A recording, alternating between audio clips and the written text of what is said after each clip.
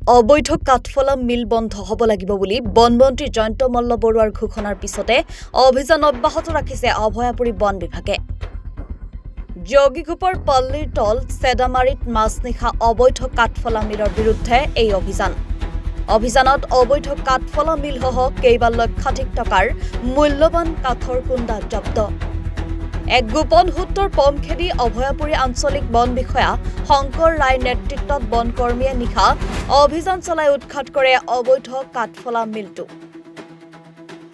বন বিভাগৰ অভিযানত জব্দ কৰে বৃহৎ পৰিমাণৰ চোৰাংভাৱে সৰবৰাহ কৰা শাল, চেগুন আদি মূল্যৱান কাঠৰ কুণ্ডা। বন বিভাগৰ অভিযানৰ উমান পাই পলায়ন অবৈধ কাঠফলা মিলৰ গৰাকী।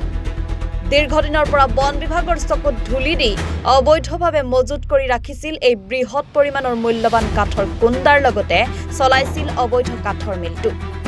বন বিভাগৰ ৰঙা চকুক কেৰেপ নকৰি একাংশ ধৃত বন মাফিয়াই এতিয়াও অব্যাহত ৰাখিছে বন ধ্বংসযজ্ঞ।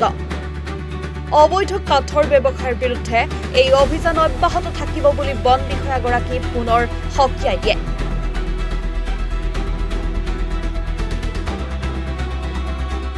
কথাটো একেবাৰে মিছা নহয়, সত্য কথা।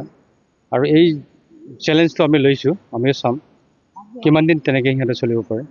আজি আমি খুব আক্ষেপ আৰু খুব দুখ পাইছোঁ। আৰু এই ধৰণৰ মানুহবিলাকক আমি খুব আপোনালোকৰ জৰিয়তে হওক বা বিভিন্ন মাধ্যমেদি হওক আমি খুব বুজাব চেষ্টা কৰিছোঁ।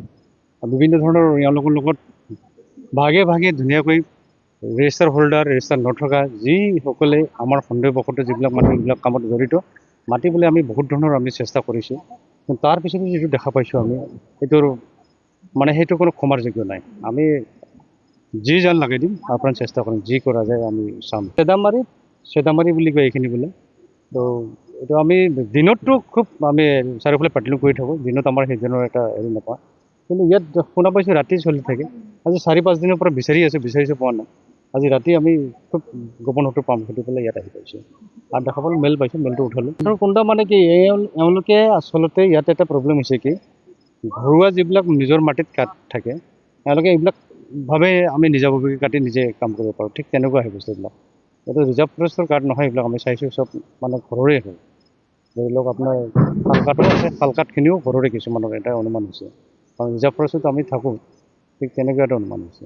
ক'ব পৰা নাযাব, কিন্তু তথাপিও 2 লাখ টকাৰ ওপৰত হ'ব। আজি যিটো পাইছোঁ 2-3 লাখমান টকা হ'ব। মালিক আমি বিচাৰি আছোঁ, খুব মানে চেষ্টা কৰি আছোঁ আৰু বিভিন্ন সোধা পোছা আমি কৰি জাৰি ৰাখিছোঁ। আৰু 2-1 দিনৰ ভিতৰত আপোনালোকে গম পাব মালিক কোন। নাই, আটক কৰিব পৰা নাই। আমাৰ মানুহ আহিছিল, মেল ৰানিং অৱস্থাতে মানুহ পলাই গ'ল। আৰু ৰাতি এন্ধাৰত আমাৰো অলপ প্ৰব্লেম হৈ যায়। আমি খেতি কৰিলোঁ যদিও মেলটো ৰানিং হৈ আছে, মানুহ ইয়াৰ পৰা আঁতৰি দিব, সেইটো হৈছে প্ৰব্লেম। আমি চাম কালি আৰু দিনত আমি আৰু ইয়াত আহিম, একদম 100% থাকিব, কোনো মানে কনচিডাৰ নাই। যোগীঘোপাৰ পৰা জাহিৰুল ইছলামৰ ৰিপৰ্ট, এনি ভাৰত 24।